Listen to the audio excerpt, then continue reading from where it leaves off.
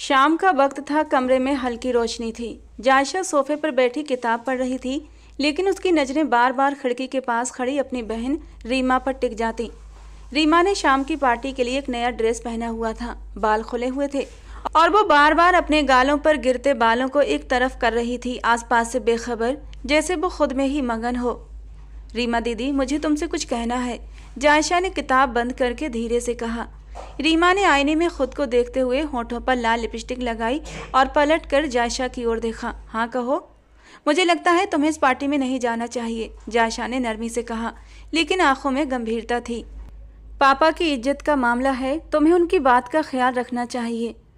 शोख चंचल सी जायशा आज बहुत समझदारी से बोल रही थी, जबकि रीमा ने तंज भरी मुस्कान के साथ जायशा की ओर देखा। जायशा, तुम्हें हर बात में पापा की इज्जत की चिंता क्यों रहती है? जिंदगी अपनी मर्जी से जीने का नाम है और मैं अपनी मर्जी से जीना चाहती हूँ। और प्लीज़, इतनी बड़ी साध्वी बनने की कोई ज़रूरत नहीं। अगर इंसान ज़िंदगी में समझौता करता रहा तो फिर उसने ज़िंदगी जी ही कब? हर किसी को ज़िंदगी सिर्फ एक बार मिलती है और मैं अपनी ज़िंदगी सुकून के साथ गुजारना चाहती हूँ। तुम मेरी माँ बनने की कोशिश मत किया करो। बहन हो, बहन बनकर रहो, वो भी छोटी बहन। वो तीखे अंदाज में बोली। रीमा दीदी प्लीज़, मैं जानती हूँ तुम्हें आज़ादी चाहिए, मगर इस तरह की आज़ादी सही नहीं है जो हमें बदनाम करे, जायशा ने दबे अंदाज से कहा। बस करो जायशा, रीमा ने सख्त लहजे में कहा। तुम सीधी सादी सी अपनी दुनिया में मगन रहने वाली लड़की हो। तुम्हें क्या पता कि दुनिया में कैसे जिया जाता है। तुम्हारी दुनिया बस किताबों तक सीमित है, लेकिन मैं ऐसी नहीं हूँ। मुझे खुलकर जीना है, अपने शौक़ पूरे करने हैं, इस दुनिया की खूबसूरती को महसूस करना है। मुझे हर चीज़ अपनी मर्जी से करना चाहती हूँ। रीमा अपने ही ख्यालों में खोई हुई अपने दिल की बात जायशा को बता रही थी। चेहरे पर अनगिनत रंग बिखरे हुए थे। जायशा ने गहरी सांस ली। रीमा, तुम मेरी बहन हो और मैं तुम्हें गलत रास्ते पर नहीं देख सकती। हमारे विचार अलग हो सकते हैं, मगर मैं तुमसे प्यार करती हूँ और तुम्हारी हिफाजत चाहती हूँ। रीमा ने अपनी नज़रें झुका लीं, मगर फिर तुरंत सिर उठाकर बोली, मुझे तुम्हारी चिंता की ज़रूरत नहीं जायशा। मैं जानती हूँ कि मुझे क्या करना है और क्या नहीं। मैं भी खाना खाती हूँ, अक्ल रखती हूँ। मुझे भी पता है कि ज़िंदगी कैसे जी जाती है और मैं अपनी ज़िंदगी में किसी की दखल अंदाजी बर्दाश्त नहीं करूँगी, यहाँ तक कि तुम्हारी भी नहीं। अपने से 3 साल छोटी जायशा को रीमा ने झड़क कर रख दिया था। रीमा, ये जिद छोड़ दो, जायशा ने रीमा के डांटने के बावजूद भी नरमी से कहा। ये दुनिया उतनी आसान नहीं जितनी तुम समझती हो। हमें अपने फैसले सोच समझ कर लेने चाहिए। और अगर पापा को पता चल गया कि तुम रात में छुपकर पार्टी में गई हो तो फिर क्या होगा? रीमा ने जायशा की बात अनसुनी करते हुए अपना पर्स उठाया और दरवाजे की तरफ बढ़ी। तुम अपनी किताबों में खुश रहो जायशा, मैं अपनी दुनिया में खुश हूँ और मैं पार्टी में गई हूँ, ये बात पापा को सिर्फ तुम बता सकती हो। लेकिन मुझे पता है मेरी प्यारी सी बहन कभी अपनी जुबान नहीं खोलेगी। वो मुस्कुराते हुए बोली और कमरे से बाहर निकल गई। जायशा ने अफसोस भरी नज़रों से रीमा को जाते देखा, मगर कुछ कह न सकी। उसकी बहन ऐसी ही थी, अपनी ज़िंदगी में मगन रहने वाली, अपनी ख्वाहिशों को आगे रखने वाली। मगर 16 साल की जायशा हर चीज़ को सोच समझकर करती थी। क्या सही है क्या गलत, ये देखकर कदम उठाती थी। इतनी कम उम्र में ही उसके अंदर रीमा से ज़्यादा मैच्योरिटी थी। वो रीमा को इसलिए समझा रही थी कि वो कोई ऐसी गलती ना करे जो उसके आने वाले कल पर असर डाले। और जब से उसकी मंगनी कबीर कुकरेजा से हुई थी, तब से जायशा बहुत घबराई हुई थी। वे लोग बड़े घराने के थे। पापा को ये रिश्ता बहुत पसंद था। अगर इस रिश्ते में जरा सी भी दरार आई तो उनका दिल टूट जाएगा। यही वजह थी कि वो हर वक्त रीमा को टोकती रहती थी, लेकिन छोटी होने की वजह से रीमा उसकी कोई बात नहीं सुनती थी और शायद यही उसकी सबसे बड़ी भूल साबित होने वाली थी। सुबह की हल्की रोशनी हवेली के खुले आंगन में फैल चुकी थी। पक्षियों की चहचहाट फिजा में गूंज रही थी और ताज़ी हवा की खुशबू हर तरफ बिखरी हुई थी। डाइनिंग हॉल की बड़ी खिड़कियां खुली हुई थीं, जिनसे सूरज की किरणें अंदर आ रही थीं और उनकी रोशनी में हर चीज़ निखरी हुई लग रही थी। डाइनिंग टेबल के सिरे पर दादी अपनी खास कुर्सी पर बैठी हुई थीं। सफ़ेद सिल्क की साड़ी में लिपटी हुई वे एक रौब और गर्मा वाली पर्सनालिटी लग रही थी। उनकी निगाहें बार बार दरवाजे की तरफ उठ रही थीं, जैसे किसी का इंतजार कर रही हों। दादी ने गहरी सांस ली और घड़ी की ओर देखा। ये कबीर भी ना हमेशा देर करता है, कहाँ रह गया ये? उन्होंने हल्के से बड़बड़ाया। उसके बिना तो उनके गले से निवाला भी नहीं उतरता था। रात को भी वो देर से घर आया था और वो कितनी ही देर तक उसका इंतजार करते करते सो गई थी। कुछ ही देर बाद कबीर डाइनिंग हॉल में दाखिल हुआ। उसकी पर्सनालिटी का हर पहलू दिलकश था। लंबा कद, चौड़े कंधे और गहरी आंखें जो उसके चेहरे को और भी खूबसूरत बनाती थीं। उसने सफ़ेद टी शर्ट और ब्लैक पैंट पहनी हुई थी जिसमें उसकी सादगी और रौब झलक रहा था। उसके होंठों पर हल्की सी मुस्कान थी जो उसकी पर्सनालिटी को और भी दिलकश बना रही थी। दादी जान, कबीर कुकरेजा ने मुस्कुराते हुए उनके पास आकर झुककर उनका आशीर्वाद लिया और दादी ने ढेर सारा आशीर्वाद कबीर कुकरेजा को दिया था। अगले ही पल वो उन्हें अपनी बाहों में समेटकर उनसे लाड उठवाने लगा। बस बस, दादी जान ने प्यार से उसके सिर पर हाथ फेरा। अच्छे से जानती हूँ तुम्हें दादी की कितनी परवाह है। उनकी आवाज़ में हल्की सी नाराज़गी थी। यानी का कोई वक्त होता है, कब से इंतजार कर रही हूँ तुम्हारा। तुम्हें समय का कोई एहसास है? तुम्हें मालूम है हमें दवा भी लेनी होती है और तुम्हें अपनी दादी का जरा भी ख्याल नहीं कि वो भूखी बैठी होंगी। कबीर ने माफ़ी मांगने वाले अंदाज में सिर झुका लिया। माफ़ कीजिए दादी जान, बस थोड़ा काम में फंस गया था। आगे से कोशिश करूँगा वक्त पर आऊँ। दादी जान ने अपनी ऐनक ठीक की और सिर हिलाकर कहा, अच्छा चलो, अब आ गए हो तो बैठो। वो उनके साथ ही नाश्ते की टेबल पर बैठ गया। कुछ पल खामोशी से गुजर गए। फिर दादी जान ने बात का रुख बदलते हुए कहा, कबीर, मैं एक बात सोच रही थी। जी दादी जान, क्या बात? कबीर ने दिलचस्पी से उनकी तरफ देखा और नाश्ता प्लेट में निकालने लगा। रीमा के बजाय तुमने जायशा को क्यों नहीं चुना? वो कितनी प्यारी और समझदार बच्ची है। रीमा के तौर तरीके मुझे कुछ ज़्यादा पसंद नहीं आते। दादी की बात पर कबीर कुकरेजा कितनी ही देर तक उन्हें मुंह खोले हैरान होकर देखता रहा। दादी, मुझे लगता है आपने दवाई टाइम पर नहीं खाई है, तो इसका असर आपके दिमाग पर हो गया है, इसीलिए ऐसी बहकी बहकी बातें कर रही हैं आप। कहते हुए कबीर ने अपना सर झटका और अपना हाथ नाश्ते की प्लेट की ओर बढ़ाया। लो भला, मैं कहाँ बहकी बहकी बातें कर रही हूँ, पूरे होशो हवास में हूँ। कितनी प्यारी, कितनी सुलझी हुई बच्ची है। मेरा तो दिल ही आ गया है बच्ची पर। वही तो दादी, वही तो कह रहा हूँ, बच्ची है वो, और आप पता नहीं क्या उल्टा सीधा सोचे बैठी हैं। सिर्फ 16 साल की है वो। दादी, आप भी कमाल करती हैं। मुंह बनाते हुए वो नाश्ते पर हाथ साफ करने लगा। लो भाई, तो इसमें कौन सी बड़ी बात है? 3-4 साल की बात है तब तक। अरे वो क्या, तुम्हारा कनाडा जाने वाला प्लान था ना, तो चले जाओ कनाडा। 3-4 साल बाद वापस आओगे, तब तक जायशा की पढ़ाई पूरी हो जाएगी और उसकी शादी की उम्र भी हो जाएगी। बस फिर कर लेना उसे शादी। ये आपने खूब कही दादी, यानी 4 साल बाद वो 20 की हो जाएगी। तो क्या 4 साल बाद मेरी उम्र आगे नहीं बढ़ेगी? उसके 20 साल के होने के बावजूद भी मैं उससे 11 साल बड़ा ही रहूँगा। मैंने कभी उसे इस नज़र से नहीं देखा। फिर आपने ये बात अपने दिमाग में कैसे सोच ली? कबीर कुकरेजा के दिमाग में एकदम से ही मासूम जायशा का चेहरा घूम गया था। कमसिन जबानी थी तो खुलकर उस पर रंग रूप चढ़ा था।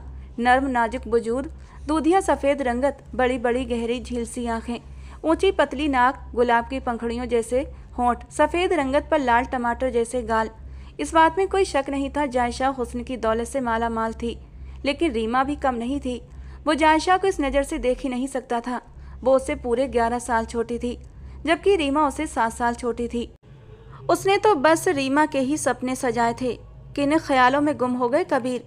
दादी उसे ख्यालों में गुम देखकर उसके आगे हाथ लहराते हुए बोली थी, कहीं नहीं दादी, बस आपकी बेकार की बातों में उलझ कर रह गया था। आज तो आपने ये बात कर दी, आगे से ये बात मत करना। दादी, वो रीमा की छोटी बहन है और ये बात सोचते हुए भी मुझे अजीब लग रहा है। पता नहीं ये बात आपके दिमाग में कैसे आ गई। नाश्ते की प्लेट छोड़कर हाथ साफ करता हुआ वो उठकर खड़ा हुआ था। अरे बैठो, तुम्हें भागने की बड़ी जल्दी रहती है। ये जूस का गिलास ख़त्म करके जाओ। दादी के कहने पर मजबूरन उसे नाश्ते की टेबल पर दोबारा बैठना पड़ा। कबीर बेटा, इतना क्यों नाराज़ हो रहे हो? बस दिल में जो आया वो कह दिया। भाई, मुझे तो वो बच्ची बहुत अच्छी लगी थी, इसीलिए मेरा दिल उस पर आ गया था, तो दिल की बात तुम्हारे सामने रख दी। कल जब तुम्हारे ससुराल गए थे तो वो बच्ची इस तरह हमारी सेवा कर रही थी कि पूछो मत। आगे पीछे हमारे आगे घूम रही थी, जैसे बही मेरे घर की होने वाली बहू हो। और तुम्हारी रीमा, वो तो सोफे से उठने का नाम ही नहीं ले रही थी। बड़ी ही कामचोर लड़की है जो तुमने पसंद की है। कबीर कुछ पल खामोश रहा। उसके चेहरे पर हल्की सी गंभीरता थी, मगर उसने अपनी दादी की बात का जवाब नरमी से दिया। दादी, रीमा जैसी भी है, मैं उसे दिल से चाहता हूँ। मोहब्बत कोई प्लान बनाकर नहीं की जाती, ये दिलों की बात होती है। दादी जान ने आंखें समेटते हुए उसे देखा। मोहब्बत अपनी जगह, मगर परिवार की इज्जत और सुकून भी तो देखना पड़ता है। जायशा जैसी लड़की ही तुम्हारे लिए ज़्यादा बेहतर है। वो शरीफ और घरेलू मिजाज की लड़की है। दादी की बात पर कबीर ने नरमी से मगर मजबूत अंदाज में कहा, दादी जान, रीमा भी मेरे लिए अहम है, वो मेरे दिल के करीब है। मैं जानता हूँ वो कभी कभी जिद्दी हो जाती है, मगर वो भी मुझसे मोहब्बत करती है और मैं उसे समझा सकता हूँ। आप फिक्र न करें, सब ठीक हो जाएगा। दादी जान ने गहरी सांस ली और सिर झुका लिया। बस तुम ही बेहतर जानते हो, मैं तो तुम्हारी भलाई के लिए कह रही थी। कबीर ने उनका हाथ थाम लिया। दादी जान, मैं आपकी हर बात मानता हूँ, मगर मोहब्बत के मामले में मुझे समझने की कोशिश करें। रीमा मेरी जिंदगी का हिस्सा है। दादी जान ने हल्की सी मुस्कान के साथ सिर हिलाया। ठीक है, अगर तुम खुश हो तो मैं भी खुश हूँ। खैर, नाश्ता करो। वैसे हम सोच रहे हैं इस इतवार को तुम्हारे ससुराल जाकर शादी की तारीख तय कर देते हैं। अब मंगनी को ज़्यादा लंबा समय करना सही नहीं। कुछ महीनों बाद तुम्हारे सिर पर भी सरदारी की पगड़ी रखनी है, तो जितनी जल्दी तुम्हारी शादी हो जाए उतना बेहतर होगा।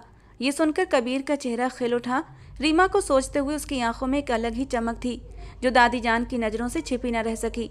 उन्होंने तुरंत अपना इरादा बदल लिया और अपने दिल को मजबूत करने लगी कि इस घर की बहू अब सिर्फ रीमा ही बनेगी, चाहे कुछ भी हो जाए। क्योंकि उनका पोता इस रिश्ते में खुश था और वो अपने पोते के लिए कुछ भी करने को तैयार थी। कबीर ही था जो उनके दिल तक पहुंच सका था। इतनी मोहब्बत तो उन्होंने अपने बेटों को भी नहीं दी थी, जितनी अपनी जान से प्यारे पोते कबीर कुकरेजा को दिया करती थीं। समय धीरे धीरे गुजरता गया। एक हफ्ते का वक्त कैसे गुजर गया किसी को पता न चला। आज भी एक आम सा दिन था। सुबह की हल्की धूप हवेली के बड़े दरवाजे से अंदर झांक रही थी, जब दादी जान, कबीर कुकरेजा, उसकी माँ सरिता कुकरेजा, पापा सागर कुकरेजा और छोटी बहन लीशा ने राजेश जी के घर की ओर रुख किया। ये एक आम सा दिन था, मगर आज का दिन कुछ खास था। ये बात हवेली के लोगों के चेहरों से जाहिर हो रही थी। हर कोई महंगे दमकते चमकते खूबसूरत कपड़ों में था और दादी जान के चेहरे पर एक अलग ही मुस्कान थी, जो उनकी अंदरूनी खुशी को दर्शा रही थी। राजेश साहब का घर एक साधारण मगर खुशहाल घराना था।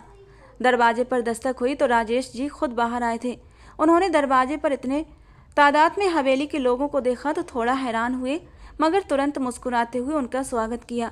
अरे आप सब आज सुबह सुबह कैसे? राजेश जी ने सम्मान से कहा और हालचाल पूछने के बाद उन्हें अंदर ले आए। उन्हें जरा भी अंदाजा नहीं था कि कबीर के घर वाले बिना किसी सूचना के उनके छोटे से आशियाने में आ जाएंगे।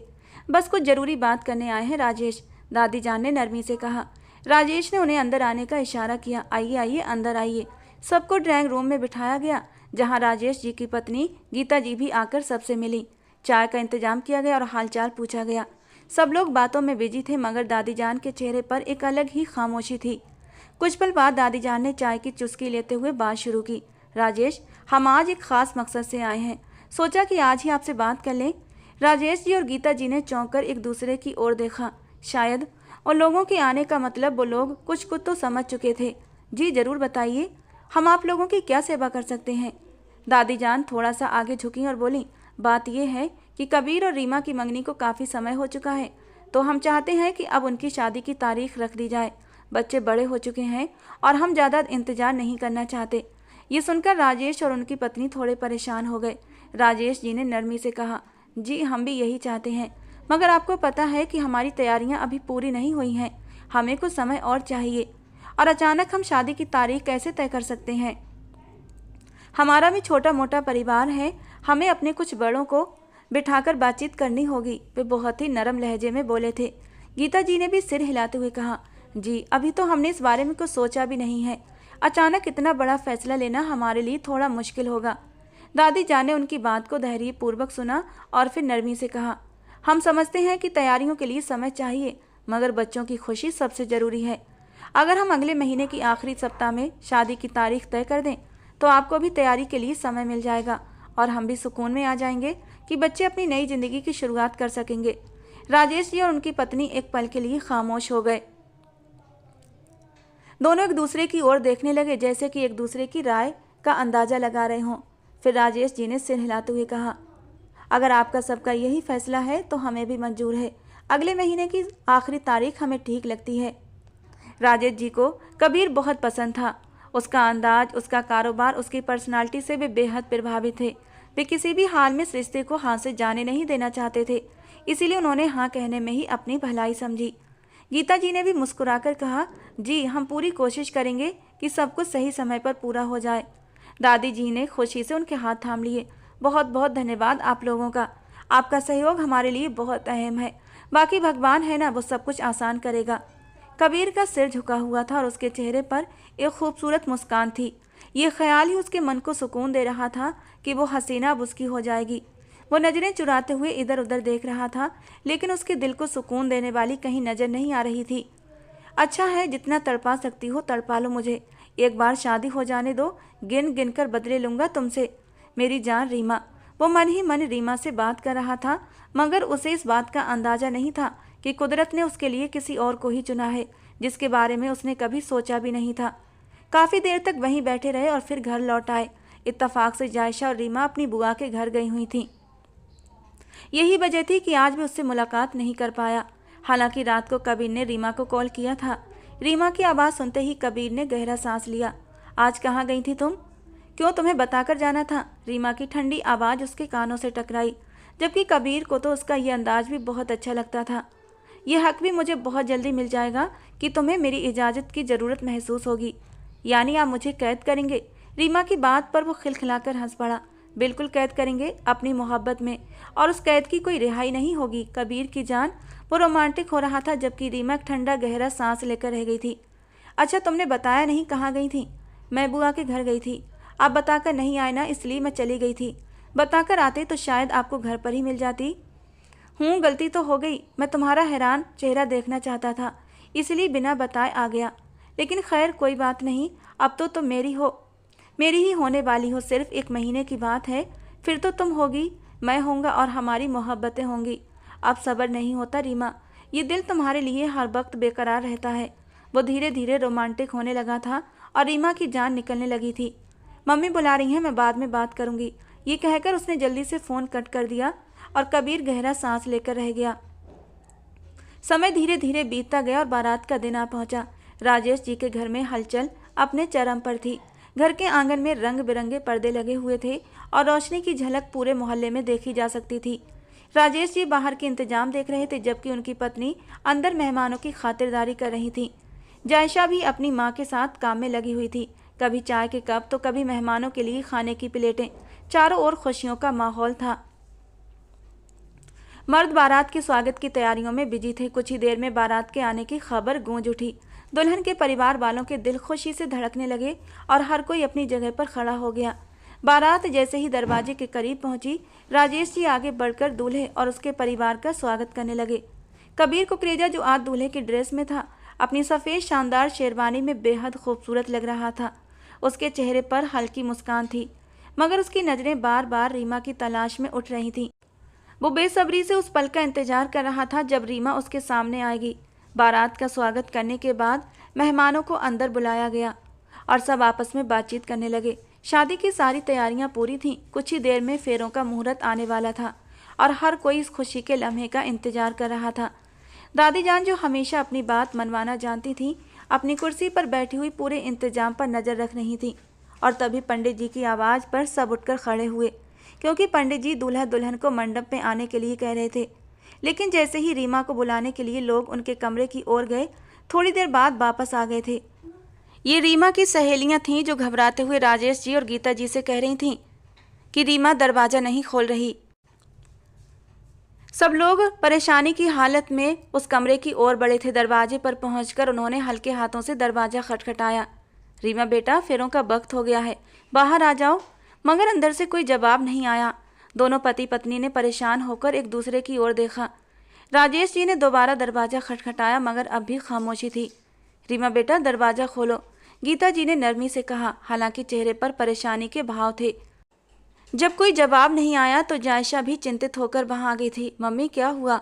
उसने परेशानी से पूछा। जायशा बेटा, रीमा दरवाज़ा नहीं खोल रही, गीता जी ने घबराकर कहा।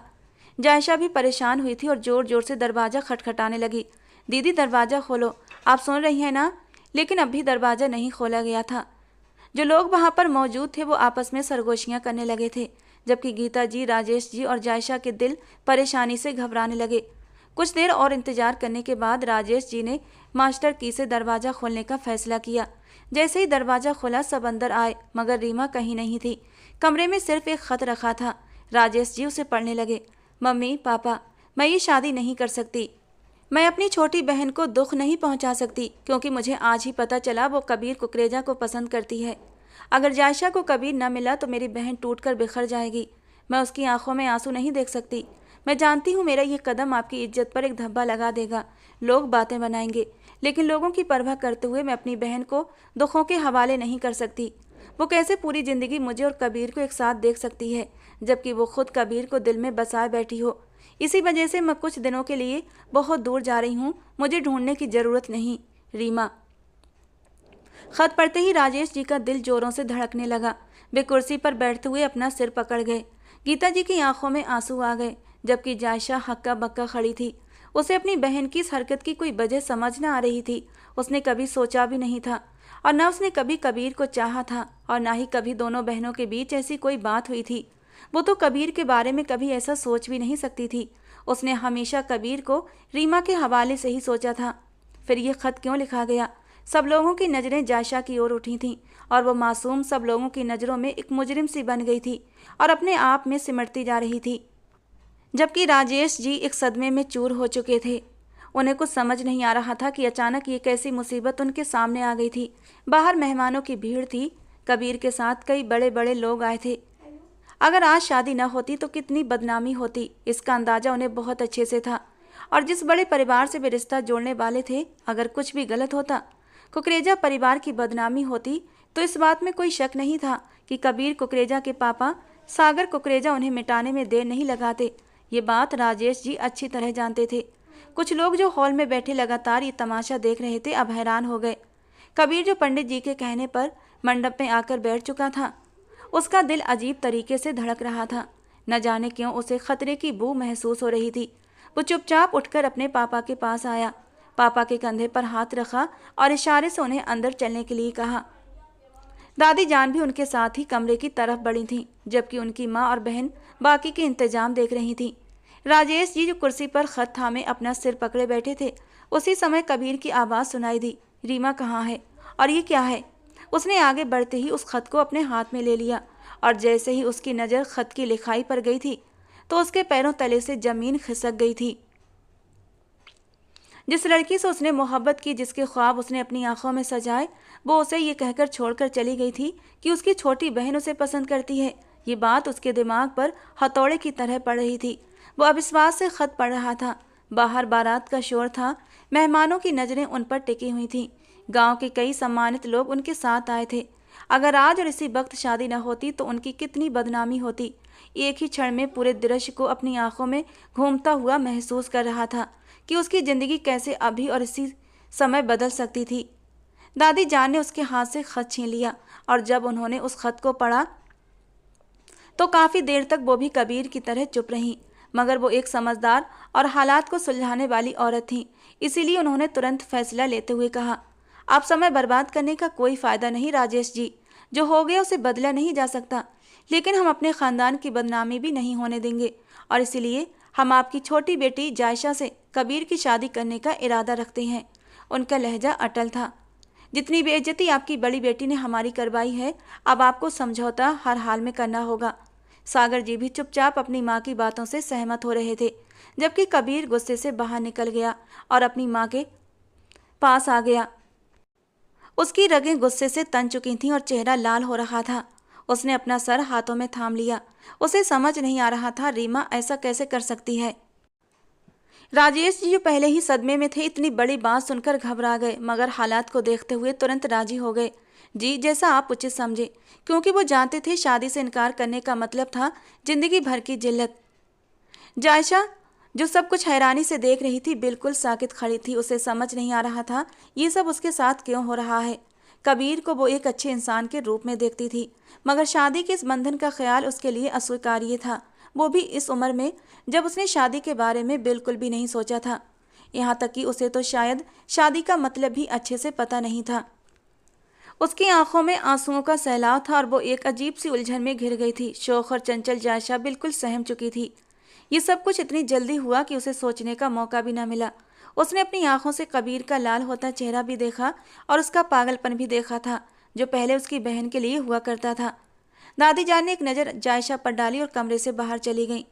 सागर कुकरेजा भी उनके पीछे चले गए। राजेश जी ने अपनी बेटी की ओर देखा, जो नम आंखों से उन्हें ही देख रही थी।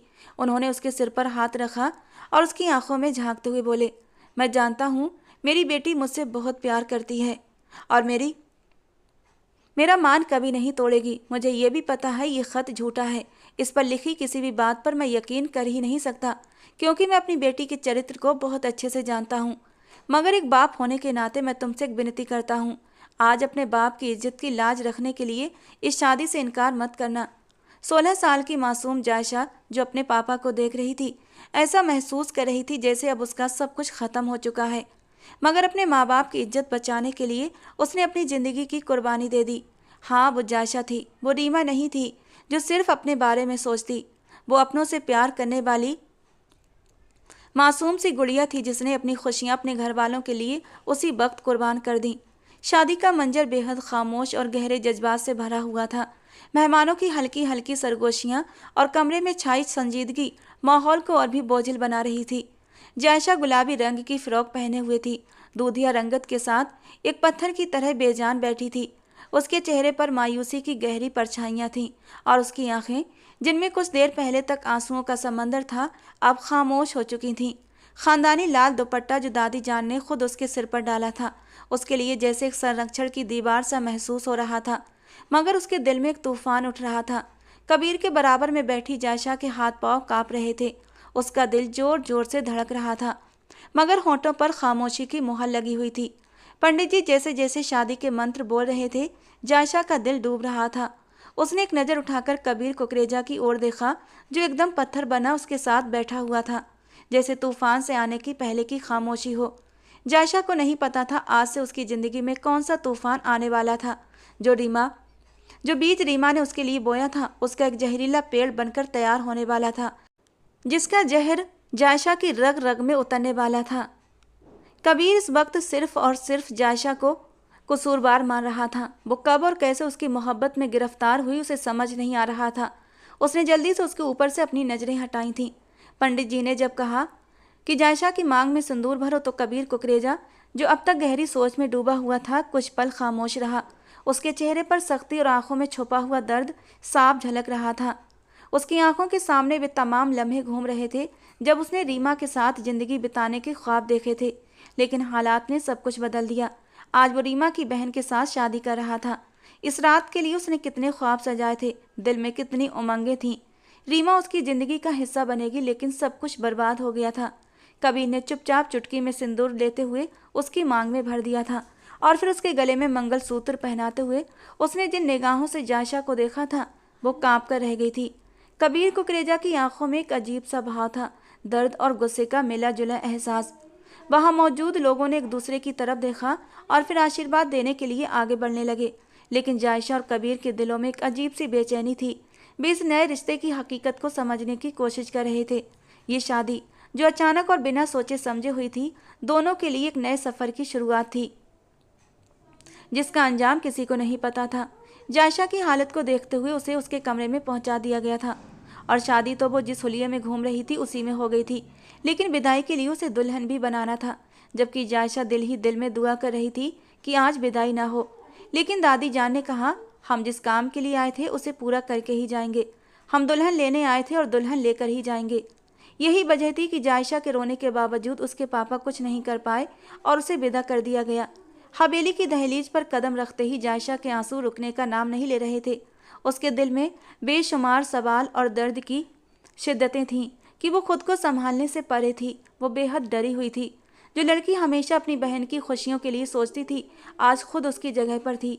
ये सब उसके लिए किसी सदमे से कम नहीं था।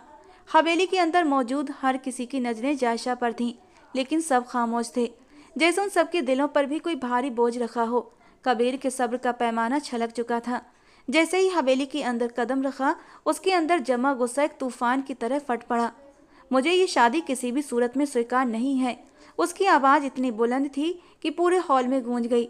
जायशा ने सर झुकाए आंसू बहाते हुए एक कदम भी पीछे नहीं हटाया था। कबीर की आंखें गुस्से से लाल हो रही थीं और उसका लहजा दिल चीरने वाला था। वो 2 कदम आगे बढ़ते हुए जायशा के सामने खड़ा हो गया। उसे लाल होती आंखों से घूर रहा था, जो इस वक्त डर के मारे थर थर कांप रही थी। अगले ही पल उसने उसे बाजू से दबोच कर झंझोड़ कर रख दिया। ये सब तुम्हारी चाल थी जायशा। तुमने मौका देकर मेरी जिंदगी तबाह कर दी। शर्म नहीं आई तुम्हें अपनी बहन के होने वाले पति के लिए इस तरीके के ख्याल पालते हुए? वो कोई घायल शेर लग रहा था, जो अभी सब कुछ तहस नहस कर देना चाहता था। जायशा की हिचकियां बंध गई थीं। वो जानती थी कबीर की बातों में सच्चाई नहीं थी, लेकिन उसके अल्फाज तीर की तरह दिल में उतर रहे थे। अब चुप क्यों हो? जवाब दो मुझे। तुम्हें शर्म नहीं आई अपनी बहन की खुशियों पर डाका डालते हुए? कबीर की हर बात, हर जुमला जायशा के दिल पर नए जख्म छोड़ रहा था। वो खुद को बेबस महसूस कर रही थी। उसकी आंखों से बहते आंसू उसकी बेबसी की गवाही दे रहे थे। दादी जान, जो हमेशा अपने पोते की खुशियों के लिए दुआएं करती थीं, ये मंजर देखकर तड़प उठी। उन्होंने गुस्से में कबीर की तरफ देखा। कबीर, हद में रहकर बात करो। मुझे नहीं लगता जो दिखाया जा रहा है वही सच है। मुझे जायशा बेकसूर लगती है। उसने एक नज़र अपनी दादी की ओर देखा था, उनके चेहरे पर। पहले उसे भी देखा, मगर वो बिना रुके बोलता चला गया। यही चाहती थी ना आप कि मैं इस लड़की से शादी कर लूं? तो लीजिए, आपकी ख्वाहिश पूरी हो गई। कबीर गुस्से से भरा अपने कमरे की ओर चला गया। उसके जाने के बाद हॉल में खामोशी छा गई। जायशा की सिसकियां अब भी जारी थीं और दादी जान का दिल उसके लिए पसीज गया। वो आगे बढ़ी, जायशा के कंधे पर हाथ रखा और नरमी से बोली, बेटा चलो मेरे साथ। दादी जान ने जायशा को अपने साथ लिया, उसके आंसू पोंछे और उसे अपने कमरे में ले आई। जायशा अब भी सदमे में थी। दादी जान ने उसे बिस्तर पर बिठाया और प्यार से कहा, बेटा मैं जानती हूँ कि जो कुछ हुआ वो तुम्हारे लिए बहुत मुश्किल है, लेकिन कभी कभी जिंदगी हमारी अपनी मर्जी से नहीं चलती। कभी कभी हालात हमें बड़ी परीक्षाओं में डाल देते हैं और हमें उनका सामना धैर्य और हिम्मत से करना पड़ता है। जायशा ने नम आंखों से दादी की ओर देखा। दादी ने उसके सिर पर हाथ फेरा और स्नेह से कहा, कबीर अभी गुस्से में है, लेकिन वक्त के साथ साथ सब ठीक हो जाएगा। तुम बस सब्र रखो। भगवान हर चीज को हमारे लिए अच्छा बनाता है। दादी के ये शब्द सुनकर जायशा ने कुछ पलों के लिए अपनी आंखें बंद कर ली, जैसे वो सुकून तलाश रही हो। दादी ने उसका हाथ थामा और दिल ही दिल में प्रार्थना की कि हे भगवान, इन दोनों के दिलों में सुकून और मोहब्बत भर दे।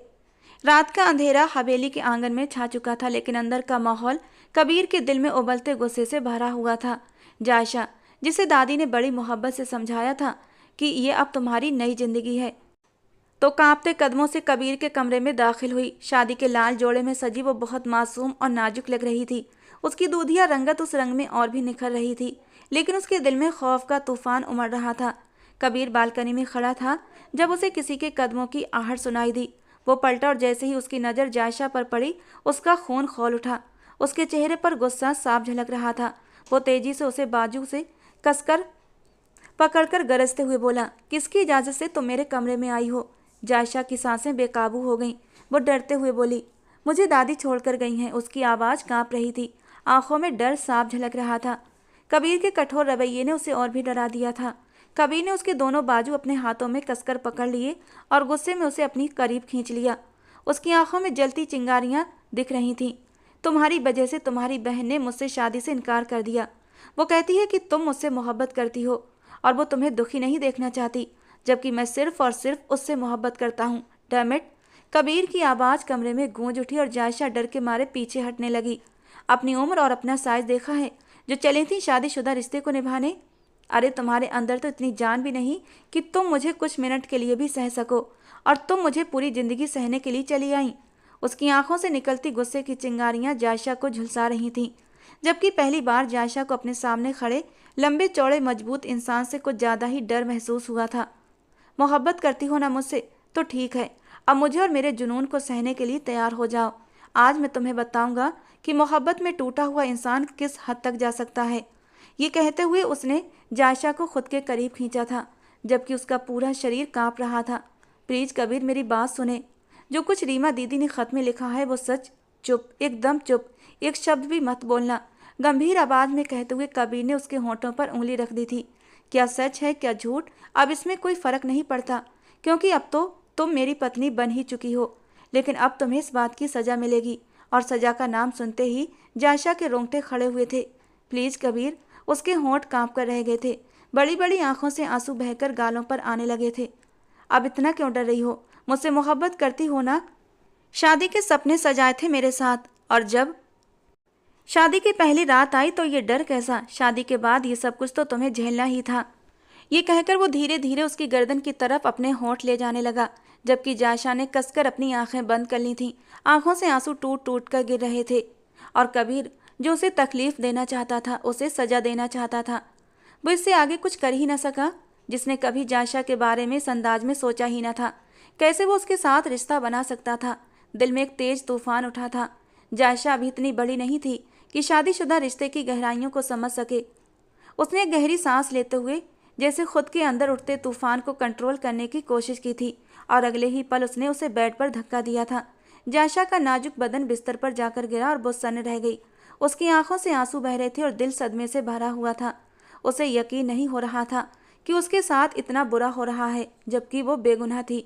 कबीर ने उस पर एक नफरत भरी नज़र डाली, जैसे उसकी मौजूदगी ही असहनीय हो। फिर बिना एक पल गवाए वो कमरे से बाहर निकल गया और हवेली के दरवाजे से बाहर चला गया।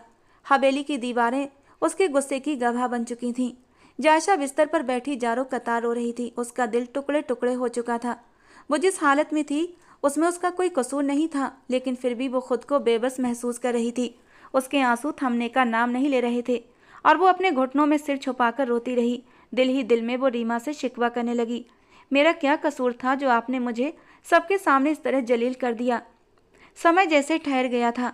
कमरे में सन्नाटा छा गया, लेकिन जायशा की सिसकियां उस सन्नाटे को चीर रही थीं। उसके आंसुओं में उसका दर्द, बेबसी और बेसब्री सवाल छिपे थे जो उसकी जिंदगी के इस नाजुक मोड़ पर उसे परेशान कर रहे थे।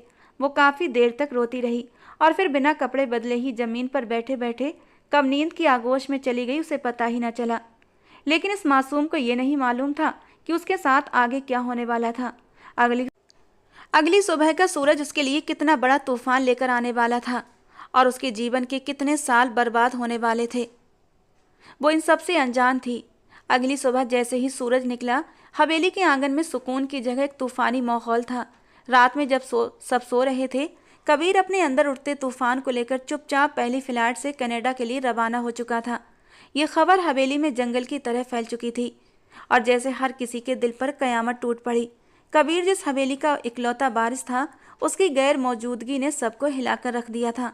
जायशा जो रात भर आंसुओं में डूबी रही, जब सुबह नीचे आई तो माहौल की गंभीरता को तुरंत महसूस किया।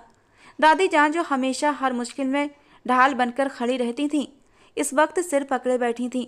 सागर जी जो कबीर से बेहद मोहब्बत करते थे, बेचैनी से इधर उधर टहल रहे थे।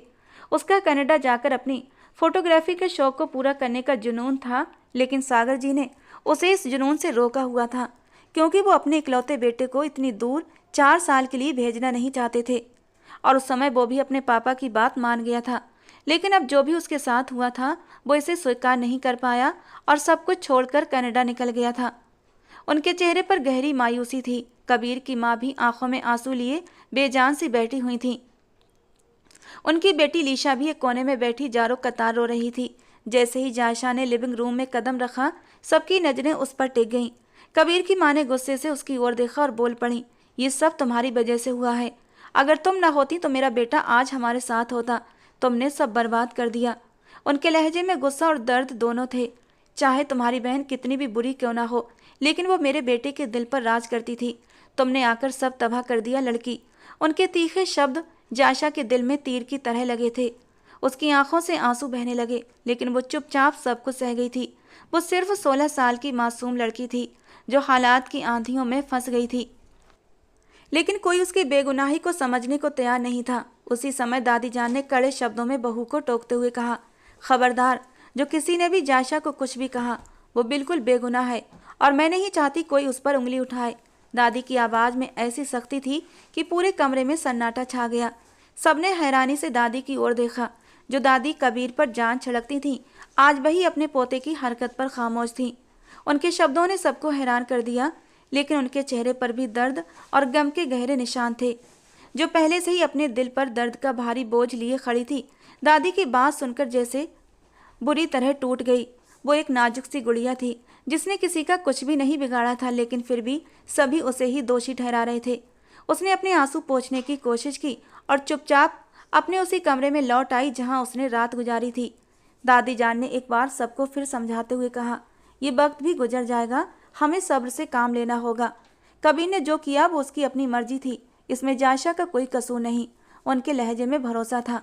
मैं उससे बात करूंगी, वो मेरी बात नहीं टालेगा, वो लौट आएगा हवेली को और हमें छोड़कर कहीं नहीं जा सकता। उनके लहजे में विश्वास था, लेकिन इस बार वो नहीं जानती थी ये भरोसा जल्द ही टूटने वाला था। वक्त आगे बढ़ रहा था, लेकिन जायशा की जिंदगी ठहर गई थी। हवेली के बाकी लोग अपनी जिंदगी में बिजी हो चुके थे, लेकिन जायशा वहीं अटकी थी जहां कबीर कुकरेजा उसे छोड़कर गया था। वो जायशा खुराना से जायशा कुकरेजा बन चुकी थी, लेकिन इस नाम के साथ जुड़ा रिश्ता उसका दम घोट रहा था। हर पल उसे याद दिलाता था कि उसी की वजह से कबीर उन्हें छोड़कर चला गया था। सास के ताने, ससुर की खामोश नफरत और लीशा की बेरुखी उसे अंदर ही अंदर तोड़ रही थी। जब भी कमरे में अकेली होती तो उसे कबीर की खुशबू का एहसास होता था।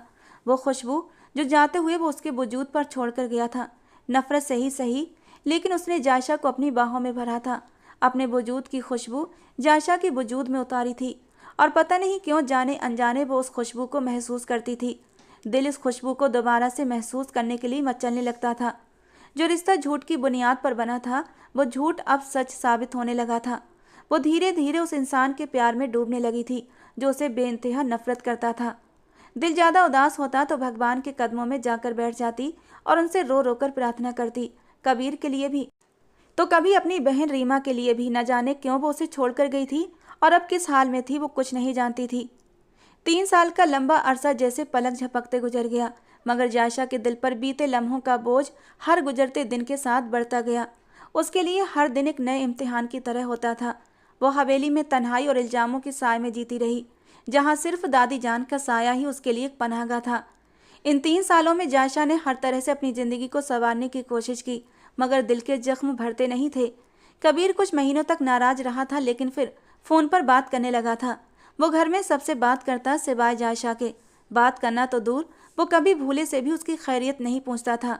हाँ, दादी से बात करता तो दादी खुद ही अपनी तरफ से जायशा की खैर खैरियत की खबर दे दिया करती थी, जिस पर कबीर आगे से कोई जवाब न देता और चुपचाप फ़ोन बंद कर देता।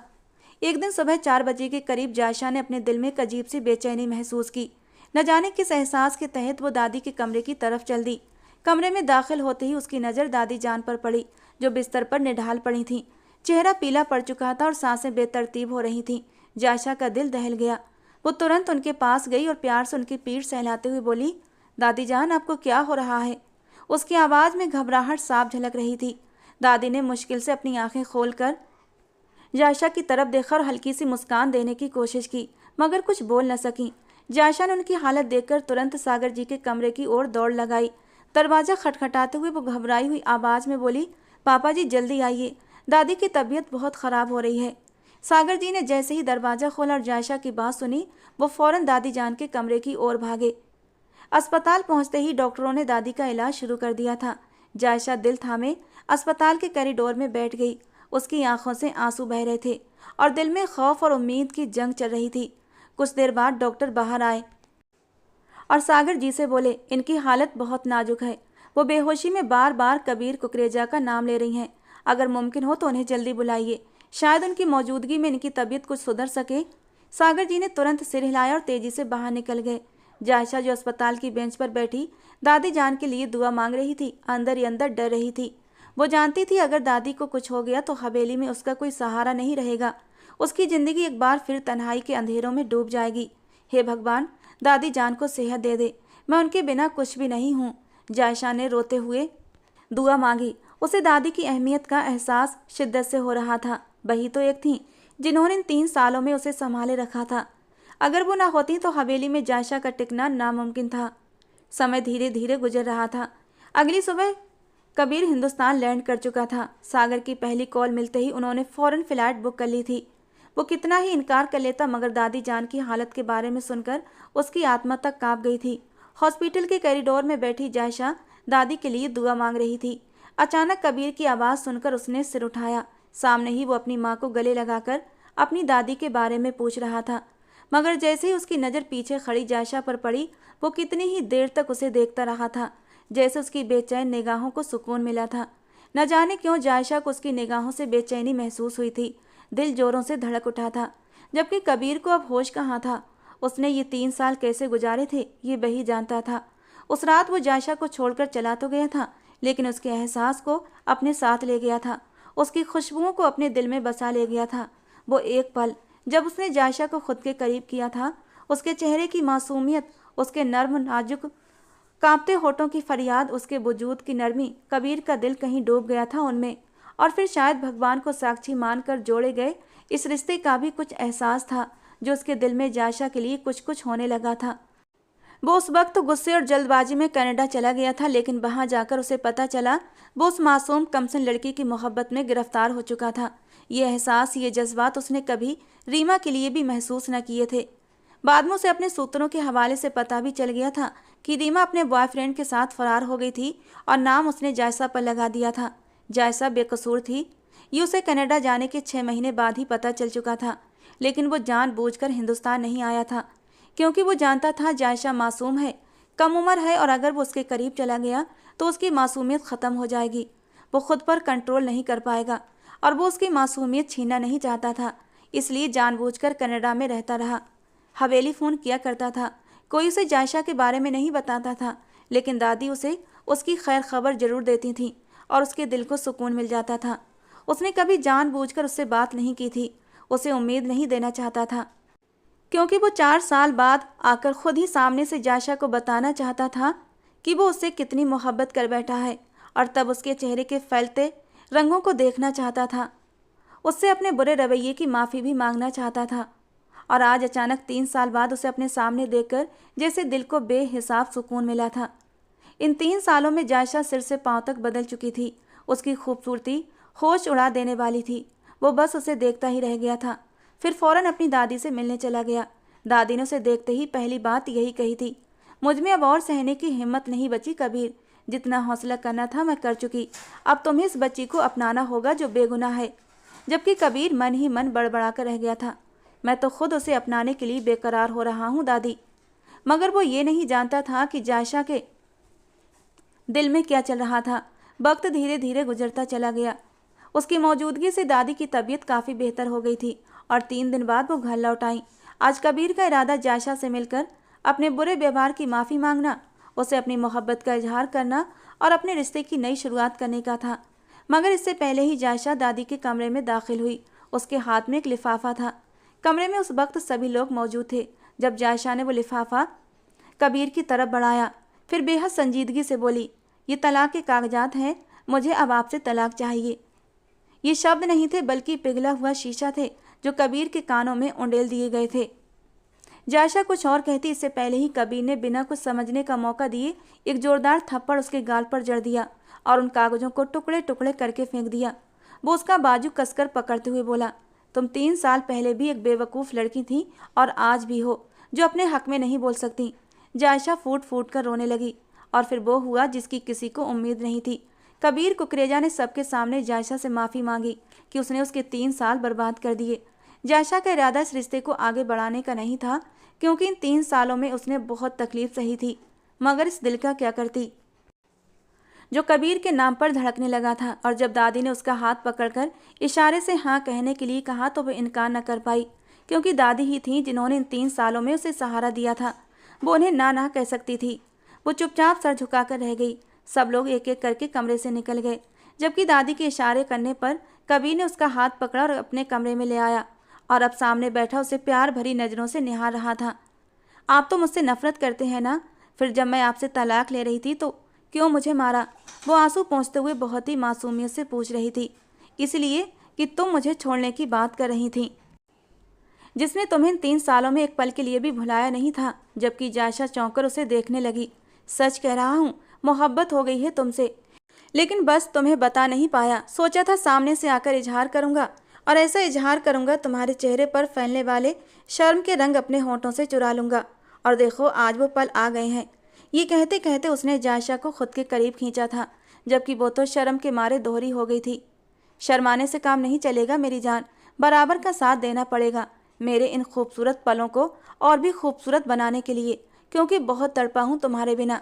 जितना सताया है ना, अब उतना ही सुकून भी देना पड़ेगा। ये कहकर उसने लैंप ऑफ कर दिया था और पूरे हक और मान के साथ उसके वजूद में समा गया था। वो कुछ पल के लिए घबराई थी, लेकिन कबीर ने उसे बहुत ही मोहब्बत से समेट लिया था। वो पैनिक हुई तो कबीर ने कानों में सरगोशी करते हुए उसे हिम्मत बंधाई थी और वो खुद धीरे धीरे इन खूबसूरत पलों में डूबने लगी थी। उसने कसकर कबीर को अपने बाजुओं में कस लिया था और अगले ही पल अपने होठों से कबीर को छूकर बुरी तरह उसे मदहोश कर दिया था। दोनों एक दूसरे की मोहब्बत में बहकर अपनी मोहब्बत की एक नई कहानी लिख रहे थे, जबकि दूर कहीं रीमा अपनी किस्मत को रो रही थी, जिसने जल्दबाजी में आकर अपने बॉयफ्रेंड के बहकावे में आकर कोर्ट मैरिज तो कर ली थी, लेकिन अब दिन रात घर से भागी हुई लड़की का ताना सुनती थी और रो रो कर अपने किए पर भगवान से माफ़ी मांगती थी। तो दोस्तों, आज की हमारी ये कहानी आपको कैसी लगी कमेंट बॉक्स में ज़रूर बताना। पसंद आई हो तो प्लीज़ लाइक करना। रोज़ एक नई कहानी सुनने के लिए हमारे चैनल को सब्सक्राइब करना। मिलते हैं दोस्तों अगली किसी नई कहानी के साथ।